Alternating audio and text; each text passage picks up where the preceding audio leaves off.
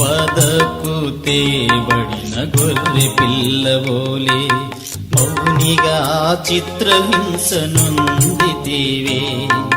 నా తలపులకై ఆముండ్ల మకుటము, నా క్రియలకై ఆమె కులం భరించి భారము మోసితివే.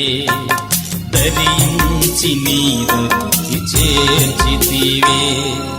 గొల్గొతా శిఖరానా, గొల్గొతా శిఖరానా, సిల్వలో బలైన యేసయ్యా, నా కొరకే మరణించిన యేసయ్యా.